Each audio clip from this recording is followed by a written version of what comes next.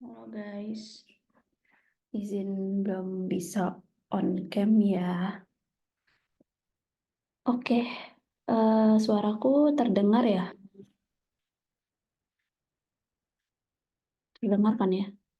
Halo guys, nggak ada respon. Terdengar, Kak. Oke, baik. Sip, sebelumnya aku membuka dulu. Assalamualaikum warahmatullahi wabarakatuh. Terima kasih udah apa ya namanya join kelas UI UX Design.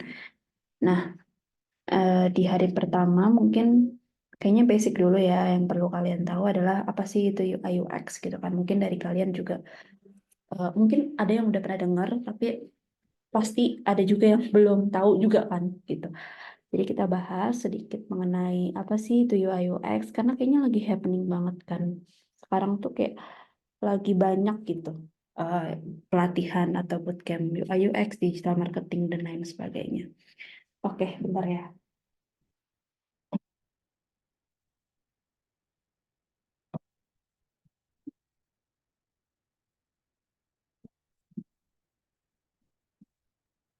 Oke. Aku izin share screen. Kalian kalau ada yang mau on cam, nggak apa-apa sih guys. Maksudnya aku kan nggak bisa on cam dulu nih. Jadi kalau kalian mau on cam nggak apa-apa gitu. Biar aku juga bisa ngelihat muka-muka kalian juga gitu. Bentar ya.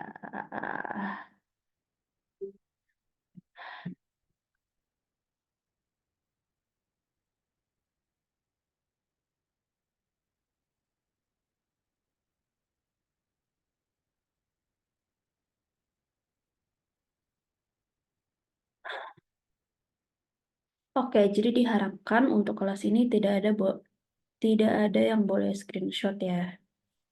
Jadi ini emang apa namanya materinya private.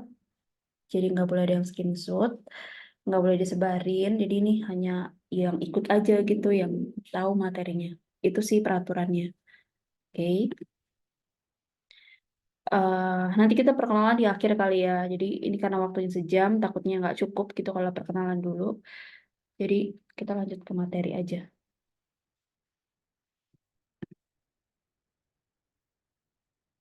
Hmm, hmm, hmm. Kelihatan kan ya materinya. Oke. Materi kita hari ini nggak banyak-banyak sih guys, karena kan emang waktunya juga terbatas gitu ya. Jadi kita ada dua poin yang mau kita bahas. Itu ada definisi UI dan UX dan perbedaannya. Yang kedua adalah contoh penerapan UI dan UX dalam kehidupan sehari-hari. Nah, mungkin yang tadi aku bilang, kalian kan maksudnya gini, ikutan ini kan kayak mungkin sebelumnya udah tahu UI UX tapi belum tahu terlalu dalam ataupun sama sekali nggak tahu gitu istilah UI UX. Baru tahu nih pas di sosmed gitu banyak banget soalnya gitu kan. Nah, itu coba aku mau tahu deh perwakilan aja kali ya. Ini di sini ada berapa orang sih? 5 orang. Aku coba tanya ke Fadilah deh, Fadilah Zakiah ya. Fadilah udah tahu istilah UI UX atau baru tahu sekarang? Udah pernah dengar sih, Kak. Dari mana tuh dengarnya? Uh, dari mata kuliah, Kak. Pernah belajar Oh, juga berarti di kuliah. berarti sekarang lagi kuliah semester berapa? Lagi. Semester 10, Kak. Oh, alah. Oke. Mantap, mantap. Oke. Satu lagi ya perwakilan cowok kali ya, tadi kan cewek. Nah, Alfian Miftahul Haris. Ya, Kak. Udah tahu istilah UI UX dari mana tuh? Eh, iklan di Instagram sama di YouTube. Oh, iklan. Iya, iya, iya, iya. Oke. Sip, sip. Tapi emang gini, jurusannya emang IT atau Eh, jurusannya bukan IT kalau atau jurusan pas kuliah informatika. oh informatika. Iya, iya. Iya, maksudnya sejalan lah ya. Misalnya kan UI UX juga adalah bagian dari informatika kan. Salah satu bagian, sub bagian dari informatika karena kan emang belajarnya tentang perancangan antarmuka di mana perancangan antarmuka itu ada tuh di matkul-matkul informatika gitu kan, karena dia kan bikin-bikin apa desain aplikasi dan lain sebagainya. Oke, bentar guys, aku mau ambil kacamata dulu ya. Sebentar.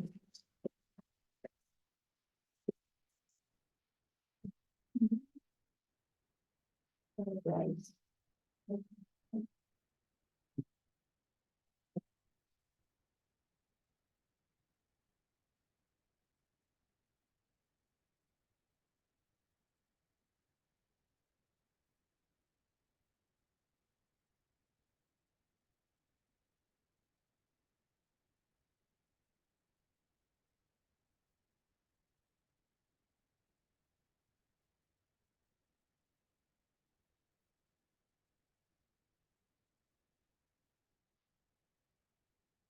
Oke, sip.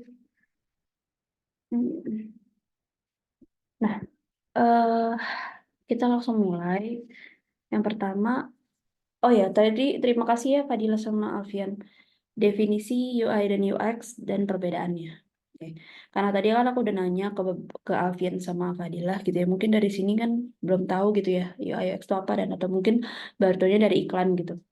Nah, di sini aku mau jelasin dulu sebelum ke teoritisnya gitu. Karena kalau kita langsung ke teoritis kan gimana ya kesannya tuh, ya udah gitu aku juga ngerti kan UI itu kan user interface, perancangan antara muka. Tapi yang dimaksud tuh apa sih gitu kan. Nah, jadi kita belajarnya analogi dulu biar lebih paham. Analoginya dulu nih, user interface itu apa gitu.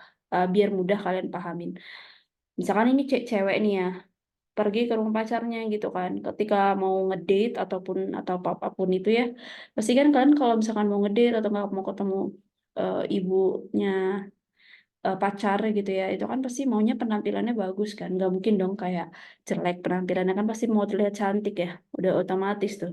Nah, mau dia dandan make upan pakai baju yang bagus gitu. Nah, ketika udah datang ke rumahnya, si cowok ini tuh kayak memuji si ceweknya, ih, kamu cantik banget gitu ya. Ih, penampilan kamu rapih banget gitu. Kamu cocok banget nih bajunya sama make upnya kayak gitu. Nah, itu tuh salah satu user interface, guys. Maksud dari situ tuh itu user interface. Maksudnya apa sih? Adalah hal-hal yang dilihat oleh mata pertama kali. Pertama kali ngeliat sesuatu, itu tuh langsung kalian, oh ini bagus nih gitu. Oh ini jelek nih gitu misalkan. Nah itu namanya user interface. Benar-benar tampilan luar lah ya ibaratnya. Ini kan tampilan luar nih baju dan muka gitu kan. Itu sih istilah user interface. Nah, lanjut lagi. Nah, pengertian secara teoritisnya, kan tadi kan analoginya. Kalau user interface secara teoritisnya adalah desain proses designers to build interface design for machine and software, di mana software kayak aplikasi kayak gitu ya, produk yang nggak harus aplikasi sih sebenarnya, produk elektronik, produk digital dan etc. gitu, apapun itu. Barang-barang juga sebenarnya juga memiliki user interface ya. Kalau misalkan kalian beli ciki atau nggak beli, ya pokoknya minuman-minuman yang ada di Alfamart itu kan juga ada user interface-nya. User interface-nya apa sih Kak yang dilihat ya, depannya gitu, bagian depannya, bagian packaging-nya itu kan interface-nya gitu kan. Nah, di mana dia itu fokus on looks or style and the goals is to create. Nah, ini nih, create interface which user pleasure to look at, di mana user itu senang ngelihatnya. Itu adalah salah satu user interface gitu. Itu secara teoretikal. Oke, lanjut lagi. Contohnya, example-nya adalah, nah ini nih, contohnya kalau kalian kan pasti ya, nggak mungkin ya, kalian tuh pasti punya HP gitu ya. Kayaknya iya deh, zaman sekarang tuh HP adalah hal-hal, bukan hal tersier, tapi kayak hal primary gitu kan. Kayaknya anak SD juga punya gitu HP. HP itu di dalam HP kan banyak aplikasi ya, ada games, ada ya macam-macam, ada WA dan lain-lain gitu. Nah, yang terkenal kan sebenarnya Tokped, Shopee gitu-gitu kan kalau mau beli barang. Nah, tampilan-tampilan depan yang kalau kalian lihat gitu ya, Gojek dan lain-lain, nah itu tuh user interface-nya gitu. Di mana, ih lucu ya ada ikonnya, ih rapih ya ini ya, aku paham deh. Ih ini ada menunya apa aja sih? Oh, ada top up, ada apa namanya, baju-baju gitu-gitu. Oh ini kalau mau bayar listrik tuh di sini gitu kan. Kita paham kan, tinggal klik klik klik klik dah selesai gitu. Itu adalah user interface-nya. Nah, berlaku juga dengan website juga sama sih. Kalau misalnya kalian lihat salah satu website gitu yang tampilannya menarik kan, ini bagus tuh websitenya kayak gitu. Itu namanya salah satu example of user interface. Oke, lanjut lagi. Nah, sebenarnya Ini tuh adalah analogi UX. Kalau tadi kita udah paham UI, sekarang kita pindah ke UX. UX itu analoginya, kan kalau kepanjangannya mah gampang ya, user experience gitu. Tapi analoginya kayak gimana gitu. Analoginya tuh gini, misalkan ada orang nih, kayak kalau di sini kan di gambarnya tuh lapar ya dia. Dia tuh lapar, terus mau ke resto gitu. Restonya enak sih emang, makanannya tuh enak. Udah, ya pokoknya ngantri lah ya karena enak gitu. Siang-siang nih, tahu-tahu ngantri nih. Oh ya namanya enak, terus jam makan siang pasti ngantri lah ya. Dan itu tuh apa namanya ngantrinya panjang gitu loh. Tapi nggak disediain kursi, dia berdiri gitu loh, ngantrinya berdiri. Kan tuh capek ya berdiri tuh ya 30 menit misalkan, kan capek, udah panas gitu kan, nggak ada terpal dan lain-lain gitu. Terus 30 menit kemudian tuh si orang ini tuh ngomong, ah nggak jadi deh, dia tuh jadi udah nggak ngantri lagi karena nggak ada tempat duduk sama panas gitu ya, siang-siang panas, udah malah lapar, panas gak ada tempat duduk kan jadi males ya. Ya udah pulang aja gitu, terus akhirnya dia beli makan online gitu. Nah itu tuh salah satu user experience yang jelek. Kenapa? Karena kan si resto ini tuh sebenarnya makanan enak, cuman secara experience, secara antrian, secara apa ya, pemesanan makanan itu jelek karena kan membuat orang tuh jadi pertama keringetan, capek tuh berdiri lama, ngantri, namanya ngantri kan males ya, kayak aduh ya Allah lama, udah malah lapar gitu ya, kagak ada makanan gitu. Jadi itulah salah satu experience yang jelek gitu. Nah itu namanya user experience tuh analoginya.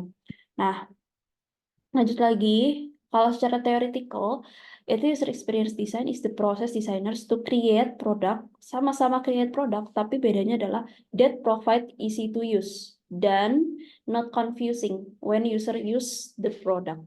Jadi bedanya tuh, kalau tadi bedanya adalah look or style, to create product to look or style, ya kan? Tapi kalau misalkan ini adalah provide easy to use. Jadi provide memudahkan pengguna dan tidak membingungkan user ketika dia menggunakan produknya. Jadi tidak bikin bingung gitu loh misalkan. Jadi ibaratnya gini, kalau kita mau pesan Gojek kan kita gampang ya, tinggal oh ini ada menu Go Ride gitu ya. Aku pilih menu Go Ride, masukin alamat eh tujuannya, bukan alamat penjemputan, terus nanti aku masukin alamat tujuan, setelah itu muncul bayarnya berapa gitu kan. Terus kalian pesan gitu kan. Tapi kan ada juga yang jelek gitu loh experience-nya. Contohnya aku milih menu terus tiba-tiba loh kok aku suruh milih ya kendaraannya apa gitu. Jadi milih dulu nih kendaraannya mau mau apa dulu, terus baru aku masukin alamat apa namanya tujuan gitu ya. Terus alamat ini, terus kayak milih kendaraannya jenisnya apa, kayak misalkan motor Vario kah, motor apa kah gitu ya. Terus kayak kelamaan gitu loh stepnya, terlalu banyak. Terus milih bayarnya mau pakai apa, cash, tunai atau GoPay kayak gitu. Jadi terlalu banyak step kan, jadi user juga bingung. Nah itu sih salah satu experience yang mungkin agak kurang baik gitu ya. Pokoknya kalau user experience tuh lebih ke experience-nya, apa ya, pengalaman penggunanya, journey-nya gitu loh. Journey ketika dia mau mencapai hal tersebut. Kayak dia misalkan mau mesen makanan, journey-nya dia gimana nih sampai dia bisa mesen makanan, tapi tanpa dikasih tahu sama kita, tanpa dikasih, maksudnya tanpa diajarin gitu loh. Jadi biarin aja tuh mereka explore sendiri, tapi dia oh ternyata bisa sendiri. Nah itu termasuk journey yang bagus karena kan nggak diajarin sama kita gitu kan, bener-bener kita lepas gitu. Nah itu yang bagus tuh karena oh ternyata tampilan aplikasi yang aku desain itu mudah dimengerti loh oleh orang lain. Oh ternyata orang lain ngeh loh icon ini tuh untuk keranjang misalkan. Oh icon ini tuh untuk beli dan lain-lain. Kayak gitu. Itu user experience. Contohnya, lanjut lagi. Ini contohnya sih sebenarnya kalau user experience itu lebih ke journey yang tadi aku bilang. Kayak ini ada entry point-nya, ada welcoming home, select task-nya apa, terus ada decision-nya apa, details produknya, terus search item, kayak gitu. Bukan tampilan interface-nya ya, tapi lebih ke journey-nya. Journey itu perjalanan user ketika mencapai hal tersebut. Itu namanya journey. Oke, lanjut lagi. Nah, UX ini tuh sebenarnya ada di tengah-tengah apa atau namanya sweet spot lah ya istilahnya. Itu ada eh, apa namanya? Dampak ke bisnisnya bagus, terus mudah digunakan oleh user. Ada tiga sebenarnya 3 section lah ya, di mana UX itu ada di tengah-tengahnya, irisannya dari semuanya. Ada bisnis, ada teknologi, dan user experience, kebutuhan user. Di mana UX juga harus mementingkan, maksudnya kita juga harus melihat bisnisnya, apakah nih fitur yang kita ciptakan tuh akan berimpact ke bisnisnya tuh bagus apa enggak, terus desain solusinya yang di-develop oleh tim dev-nya tuh, oleh tim teknologinya tuh bisa enggak gitu. Desain yang kita buat tuh bisa nggak sih di-develop gitu kan. Kita juga harus mikirin hal itu gitu. Terus sama yang sangat terpenting ini sebenarnya, poin yang sangat terpenting adalah mudah digunakan oleh user, karena kan UX itu kan user centric ya. Jadi emang mengutamakan user gitu. Jadi ini sangat-sangat penting sebagai UX designer tuh tahu kebutuhan user. Nah, hubungan UI UX itu kan sebenarnya tuh UX tuh lebih gede ya dibanding UI. Maksudnya lebih gede tuh gimana? UX itu tuh luas banget sebenarnya.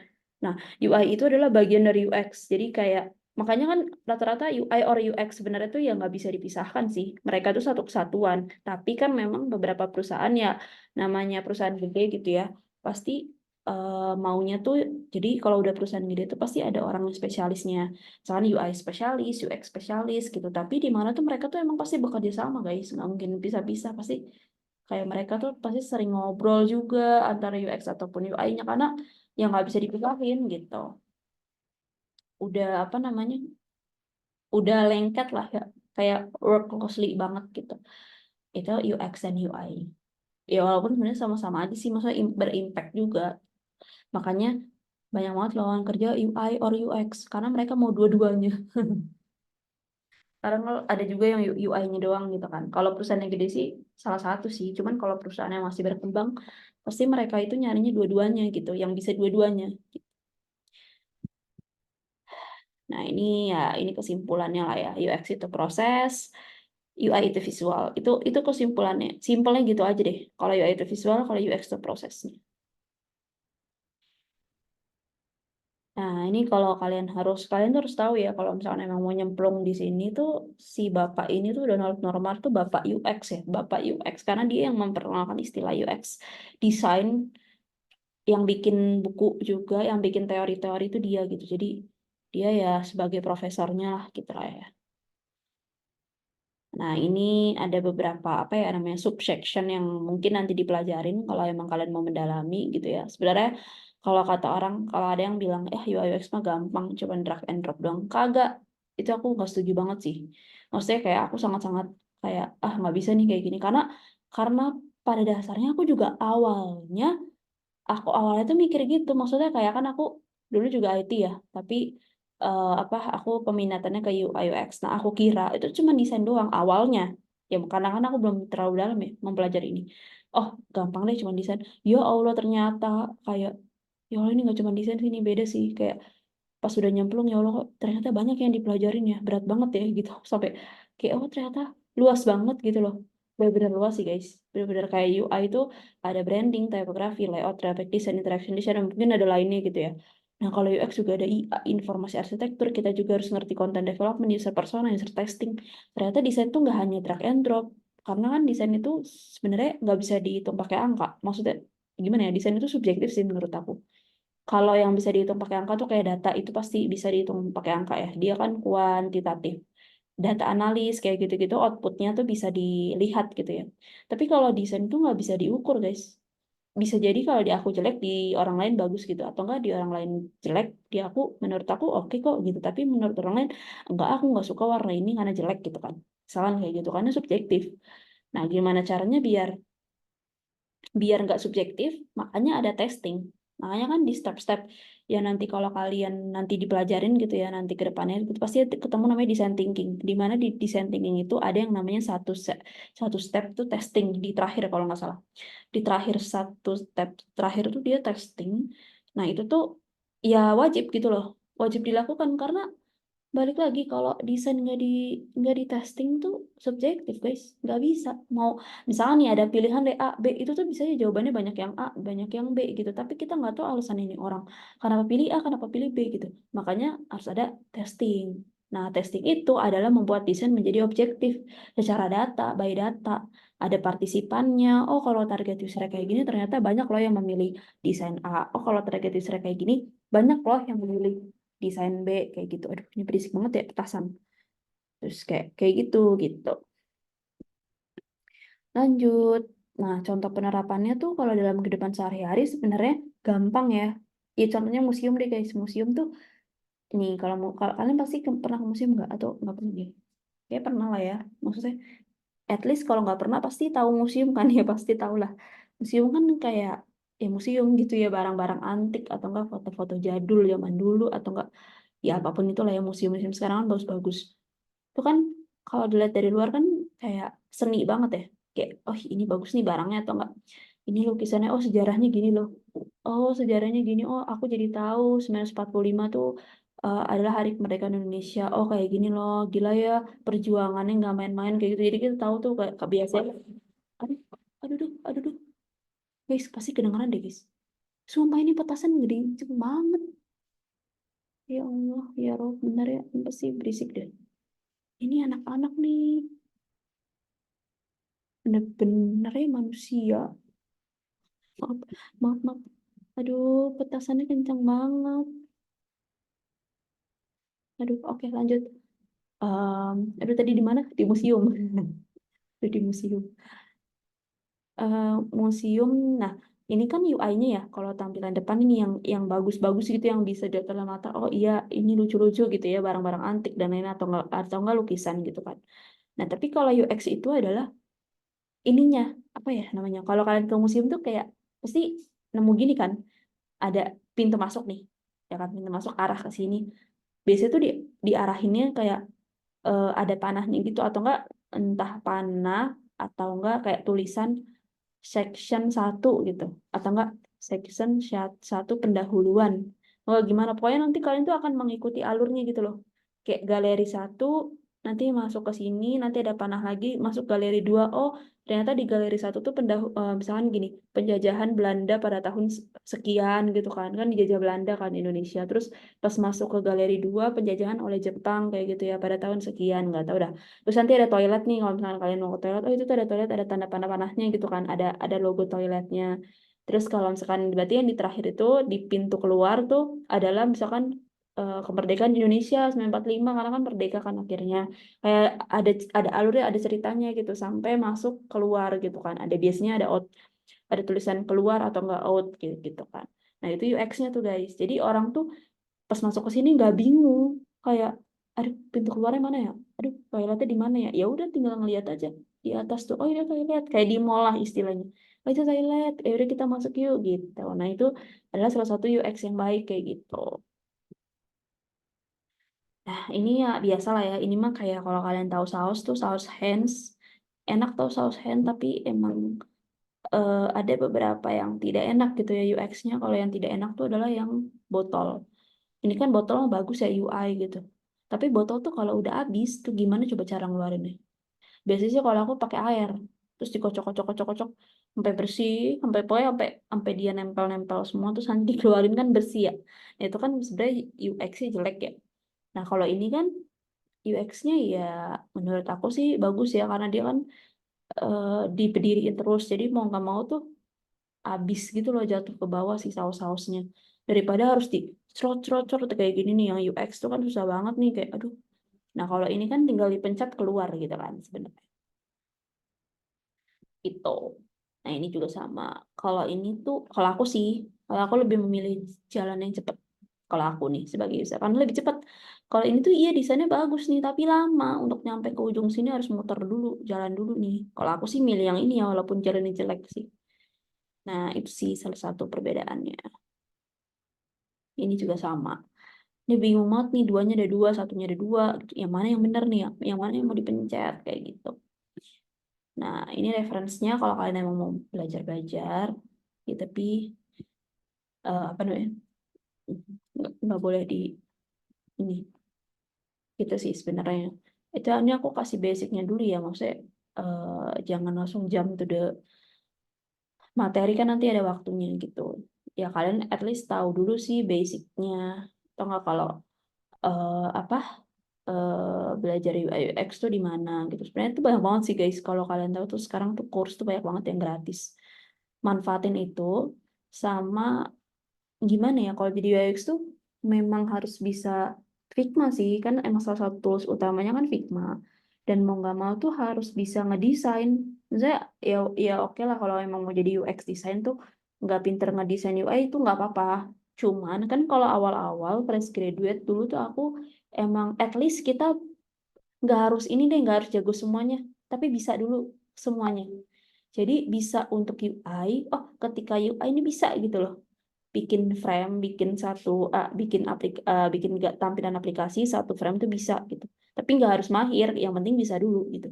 Nah yang UX-nya juga bisa nggak ya dia UX-nya bisa nanti baru tuh ke depannya kalian mau mau spesialis yang mana nih gitu. Kayak misalkan oh kayaknya aku condongnya ke UX deh, aku seneng mikirin flow gitu kan. Aku nggak deh, aku lebih condongnya ke UI, aku lebih suka yang visuality gitu, aku suka desain-desain yang bikin-bikin icon dan lain-lain gitu. Itu sih sebetulnya. Ada yang mau bertanya? Ini udah, wah tidak kerasa, bentar lagi. Udah 20.50 guys, silakan bertanya yuk, 10 menit. Ya boleh deh, lebih-lebih dikit lah. Yang mau bertanya, ayo guys bertanya.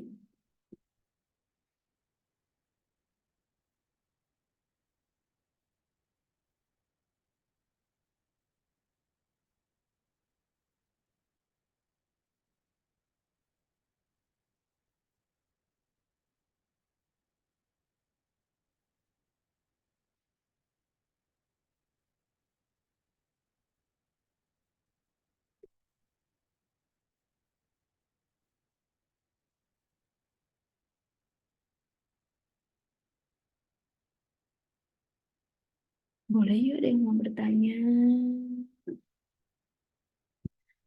Yang malu-malu.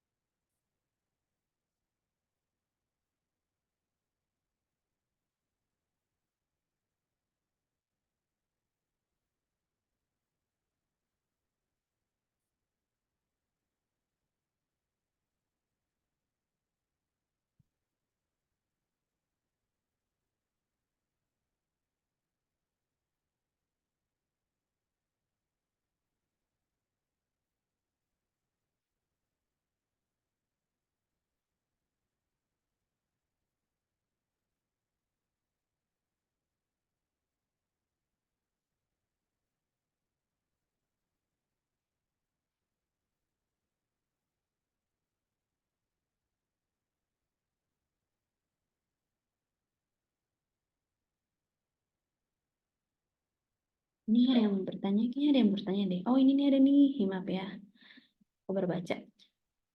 Bentar gimana sih? Emang ada tugasnya? Bentar dulu ya, satu-satu ya, bentar-bentar. Tugasnya, ini tugas apa ya?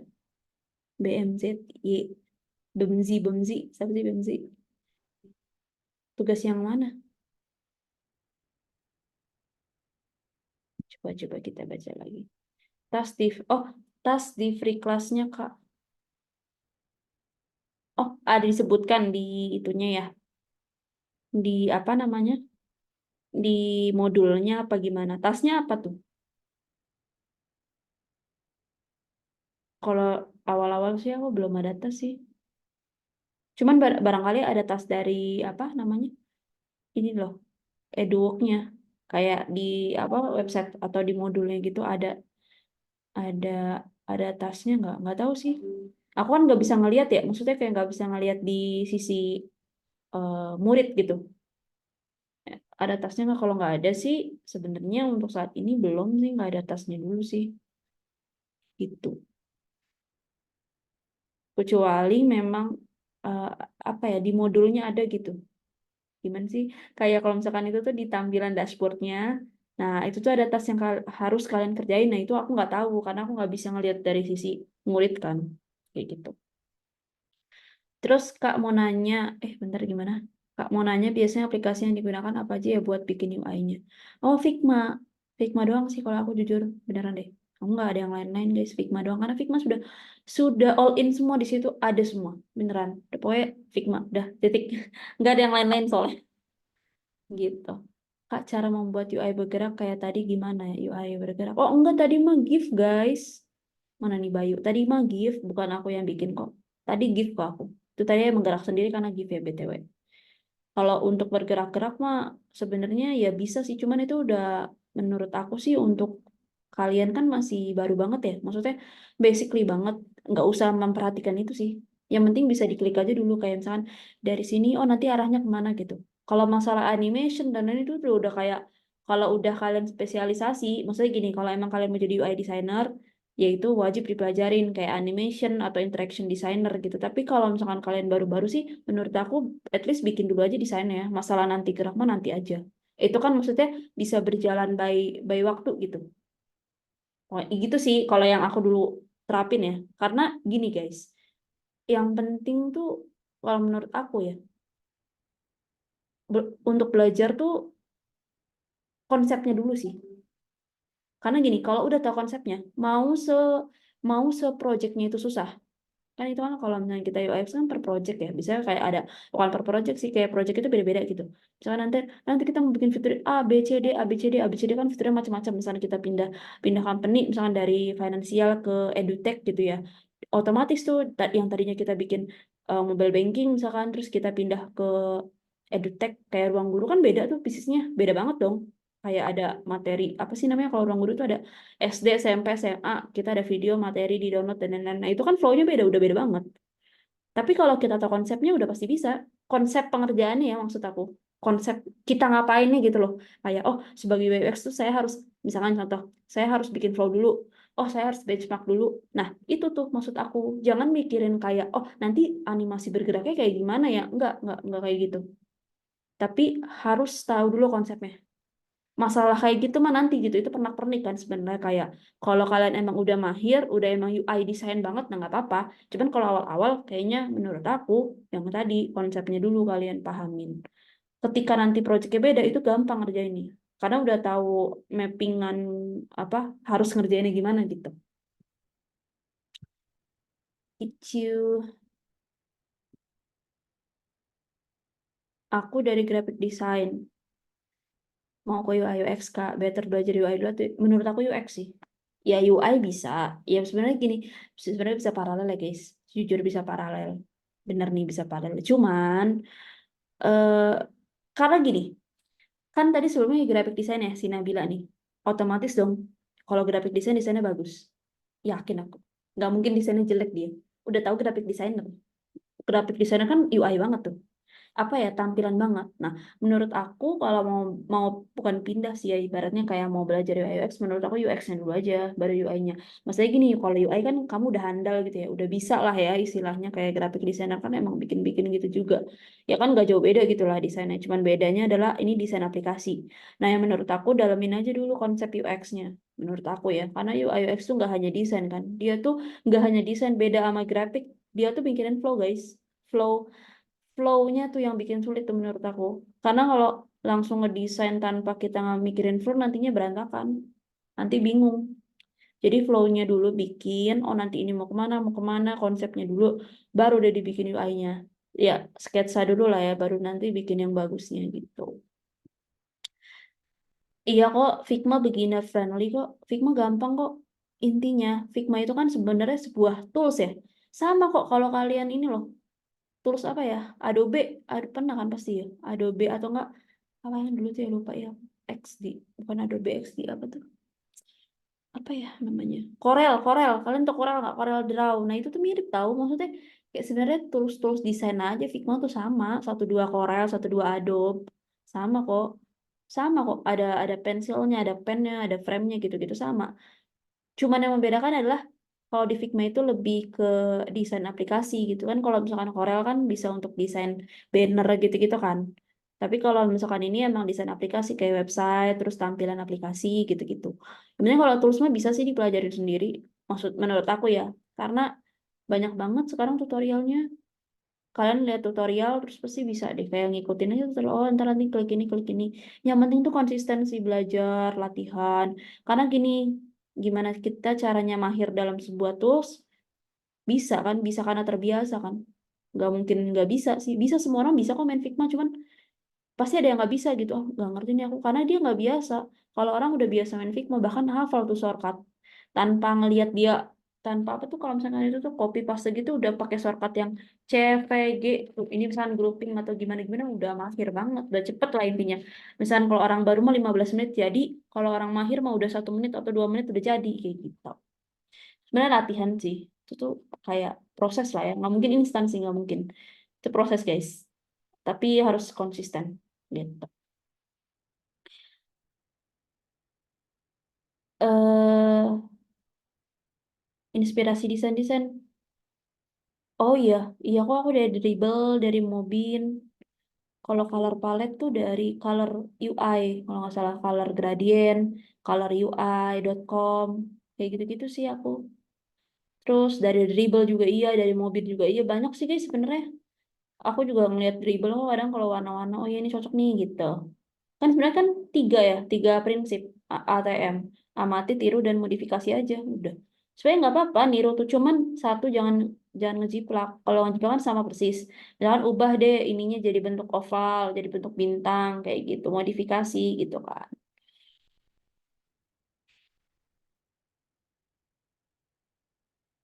Ini tergantung sih kalau you bikin user flow. Kalau user flow general iya, langsung seluruh tas dalam satu flow. Tapi kalau user flow-nya itu spesifik, itu baru per tas. Jadi tergantung yang diminta. Kalau user flow-nya itu general, all in, maksudnya all proses dari awal sampai akhir itu berarti dalam satu flow. Tapi kalau per task misalkan oh user flow-nya misalkan bagian pembayaran, ya udah berarti dia dia mau bayar, nggak semuanya, tapi maksudnya dia bayar aja gitu. Tas untuk pembayaran aja. Yang lain-lainnya kayak pembelian nggak usah gitu. Tapi kebanyakan sih general ya, yang all in. Cuman emang nanti tuh biasanya disambungin pakai nomor gitu loh. Ini misalkan all in kan nggak mungkin ya guys. Maksudnya all in nih bikin flow tuh pasti ruwet banget, ruwet. Tahu ruwet gak sih, kayak kemana-mana gitu. Nah biasanya student-studentku tuh pakainya nomor. Jadi misalkan nih N1. Nah satu ini nih apa nih? Misal pendaftaran. Nanti dari satu N ini nih misalnya lanjut ke dua. Dua tuh apa nih? Dua tuh pembayaran. Oh ini detail pembayaran kayak gitu. Itu sih, aduh aku minum dulu ya. Kayak aus banget. Aduh, nggak ada lagi pertanyaan. Ntar aku minum dulu guys.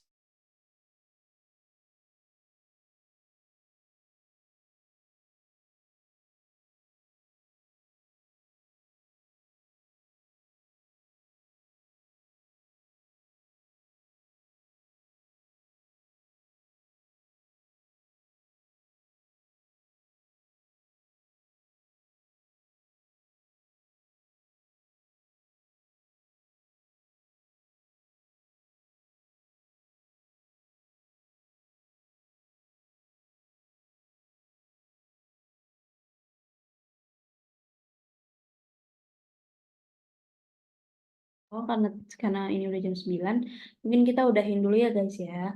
Nggak ada pertanyaan lagi ya. Thank you so much semua. Ada yang mau bertanya? Satu pertanyaan lagi kali ya. Aku pakai metode yang, oh gini, jawabannya adalah tergantung perusahaannya. Beneran deh guys, awal pindah-pindah ya. Maksudnya aku tuh kan nggak hanya satu, maksudnya gini, aku nggak bekerja di satu perusahaan terus gitu. Aku selama ini berpindah-pindah gitu kan, kayak 1 tahun di sini, 1 tahun di sini, 1 tahun di sini gitu. Selama ini sih aku tergantung perusahaannya. Karena kita tuh gini, kita tuh bekerja memang menyesuaikan culture perusahaan kan. Maksudnya ketika kita datang kan kita nggak mungkin langsung ngubah keseluruhan. Pasti kita ngikutin gitu kan, ngikutin alur yang udah ada dulu gitu. Jadi sih selama ini tergantung perusahaan ya. Kalau jawabannya cuman kebanyakannya desain sprint sih gitu. Tapi pernah aku nggak desain sprint. Waterfall pernah loh aku waterfall. Waterfall bener-bener waterfall. Kayak apa ya? desainnya tuh dari nol banget gitu sampai bener-bener jadi nggak boleh ada yang kurang, itu kan waterfall ya. Kalau desain sprint kan ada iterasi, itu juga pernah kayak gitu sih. Desain thinking juga enggak sih, kalau desain thinking mah itunya, kalau desain thinking mah mindsetnya, bukan sih, itu prosesnya kalau desain thinking. Kalau misalkan kayak gini metodenya bisa desain sprint atau enggak. Kalian aku nggak pernah sama waterfall sih, paling dua itu yang sering ya, yang sering aku temukan gitu. Itu itu sih guys, nggak ada lagi.